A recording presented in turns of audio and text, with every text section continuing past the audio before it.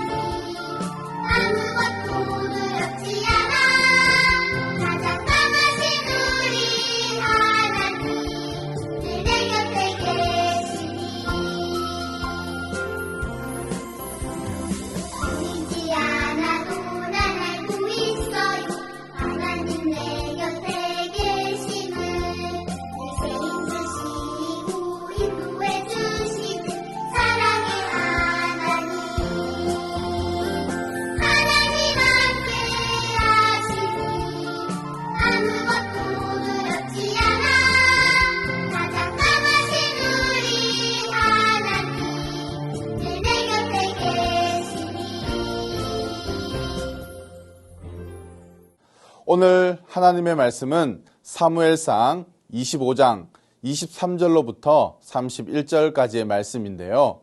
23절 한 절 말씀만 우리 다 같이 읽겠습니다.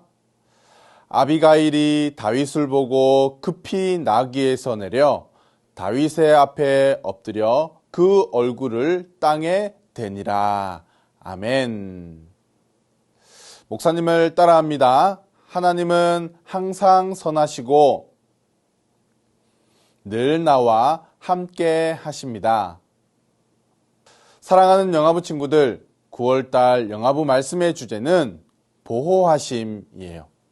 보호하심이란 우리를 지켜준다라는 의미예요. 지난 첫 번째 시간 우리는 우리의 부모님들, 아빠와 엄마가 우리를 지켜주는 것도 배웠지만 부모님 외에도 우리를 지켜주시고 또 보호해 주시는 분이 계시다는 것을 우리는 배웠습니다. 우리 친구들, 그분이 누구시죠? 그렇죠. 맞아요. 하나님이세요. 그런데 어떤 친구가 목사님에게 이렇게 물어왔어요. 목사님, 하나님은 우리 눈에 보이지 않잖아요. 그럼 저를 보호해 주신다는 것을 어떻게 알 수 있어요? 우리 친구들도 궁금한가요? 그래요. 하나님은 우리 눈에 보이지 않으세요.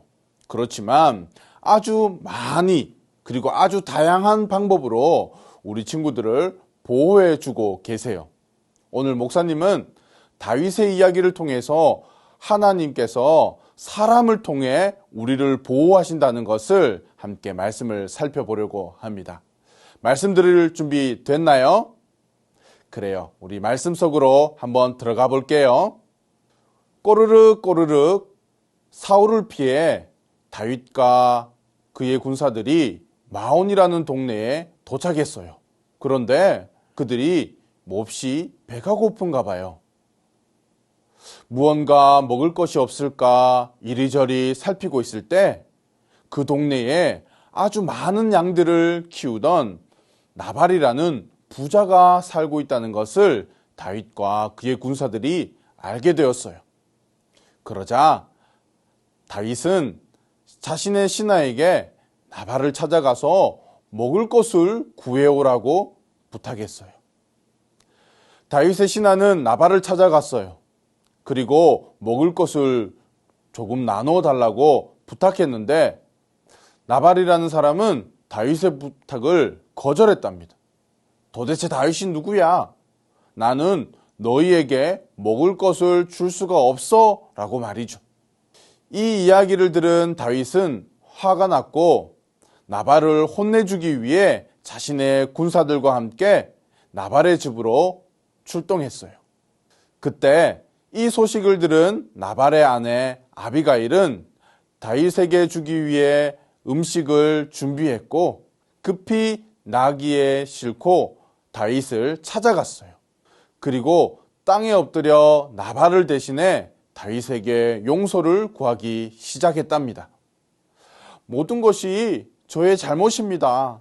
만약 나발을 용서해 주신다면 당신은 모두에게 칭찬받는 아주 멋진 왕이 될 것입니다. 라고 말이죠. 이처럼 아비가일은 아주 지혜롭게 행동했습니다. 사랑하는 영화부 친구들, 만약 다윗이 나발을 이렇게 공격했다면 어떻게 되었을까요? 그래요. 하나님께서 싫어하시는 죄를 짓게 되었을 것입니다. 그리고 많은 사람들에게 손가락질 당하며 칭찬받지 못하는 그런 왕이 되었을 것입니다.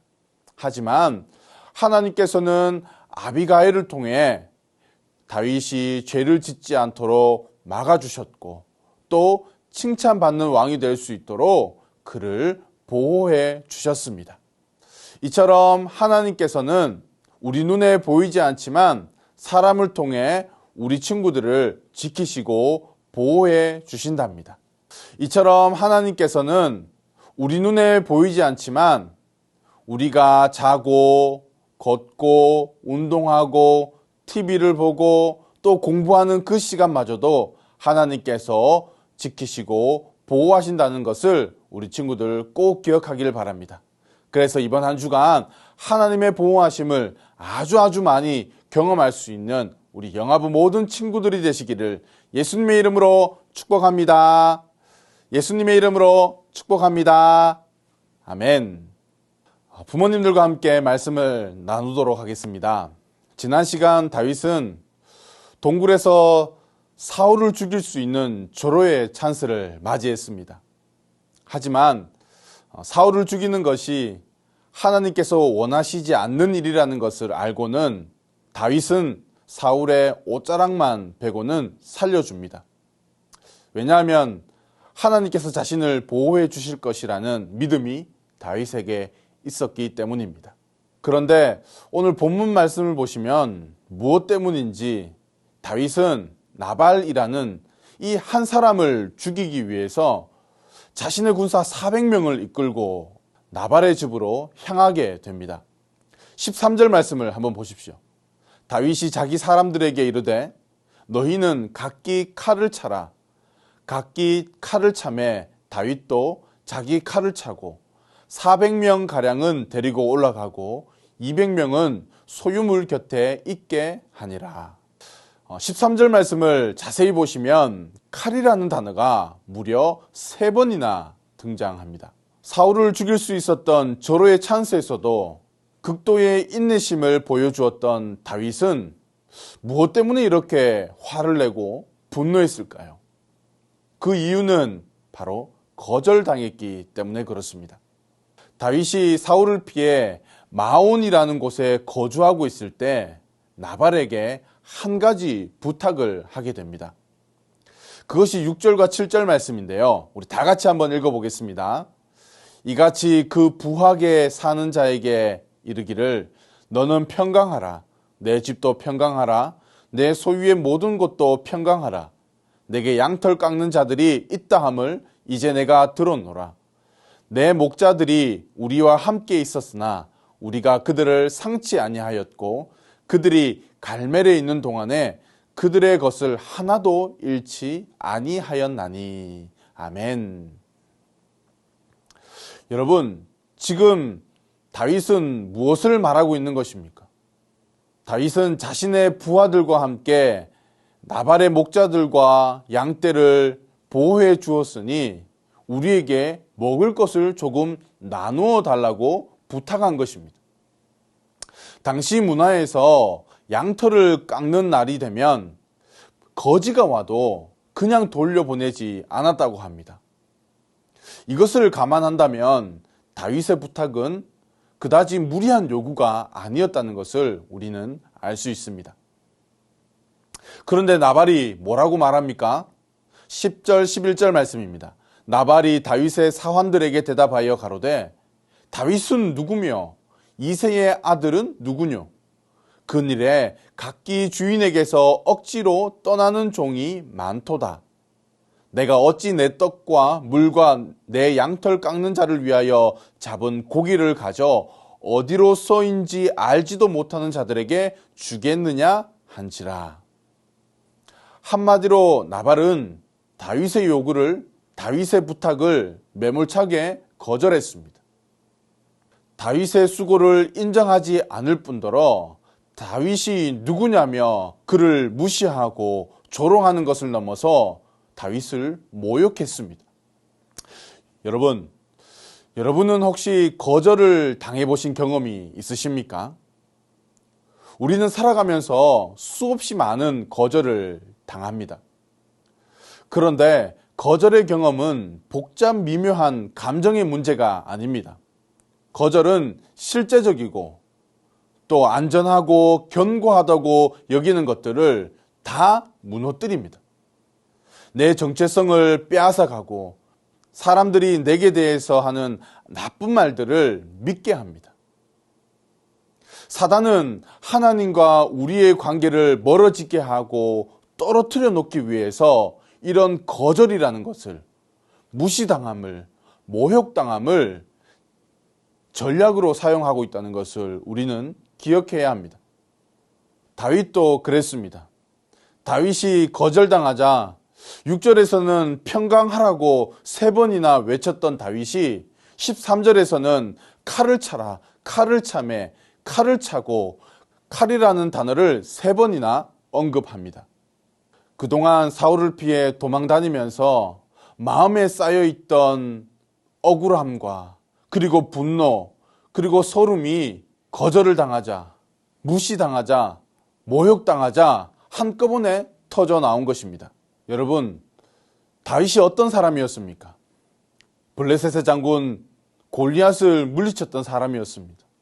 사울의 뒤를 이어서 이스라엘의 왕으로 기름 부음을 받은 사람이었습니다.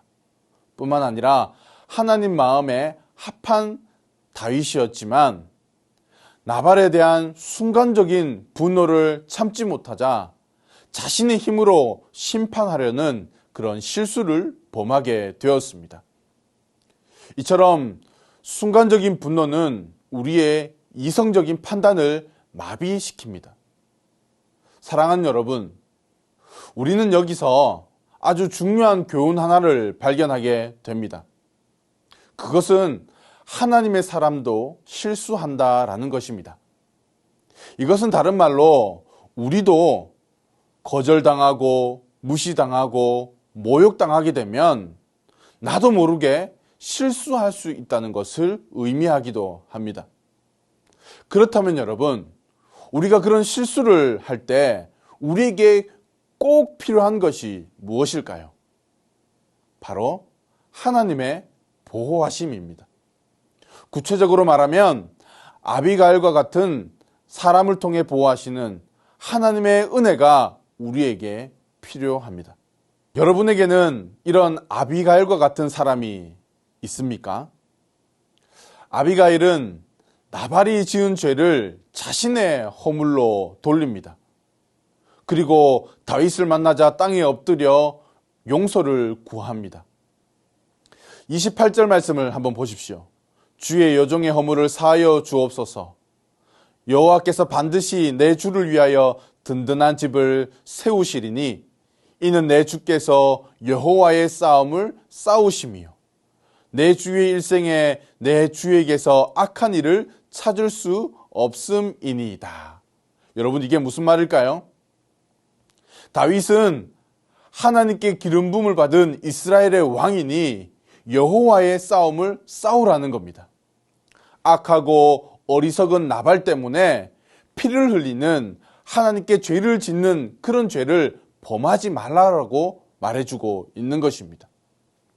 하나님께서는 다윗의 분노로 인하여 잊어버리고 있었던 사명과 비전을 바로 아비가일을 통해서 다시 한 번 더 생각나게 하시고 떠올리게 만드셨습니다.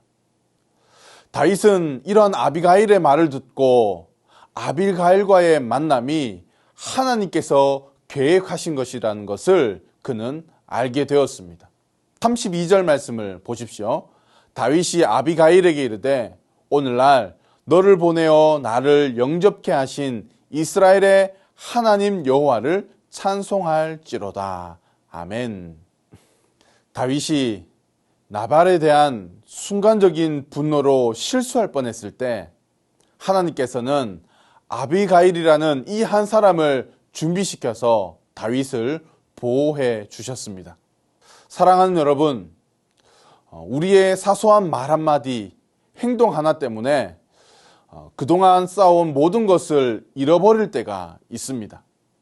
그럴 때 우리에게 필요한 것이 무엇일까요? 맞습니다. 하나님의 보호하심입니다. 그렇기에 이번 한 주간 우리가 하나님의 보호하심을 기대하며 또 소망하며 이렇게 기도하며 살아가면 어떨까요? 다른 누군가의 마음을 상하게 한 일이 있다면 기억나게 하시고 즉시 회개하고 다시 관계가 회복될 수 있도록 도와주시옵소서. 내가 실수할 때 아비가일과 같은 하나님을 따르는 믿음의 사람들을 보내주셔서 실수하지 않도록 은혜를 베풀어 주옵소서. 이렇게 기도할 때 하나님께서 사랑하는 영아부 부모님들과 또 우리 자녀들을 보호하여 주시는 놀라운 보호하심의 은혜가 있게 되기를 예수님의 이름으로 축복합니다. 예수님의 이름으로 축복합니다. 아멘. 이 시간 우리 옆에 있는 자녀들에게 이렇게 축복해 주었으면 좋겠습니다. 죄를 지으려고 할 때마다 하나님의 사람을 보내주셔서 우리 아이를 지켜주세요. 우리 옆에 자녀들에게 이렇게 축복해 주겠습니다. 시작! 죄를 지으려고 할 때마다 하나님의 사람을 보내주셔서 우리 아이를 지켜주세요. 아멘. 말씀을 기억하시면서 우리 사랑하는 자녀들을 품에 꼭 안으시고 너는 시냇가에 심은 나무라 찬양하시면서 우리 다음 주에도 건강한 모습으로 만나 뵙도록 하겠습니다. 안녕히 계세요.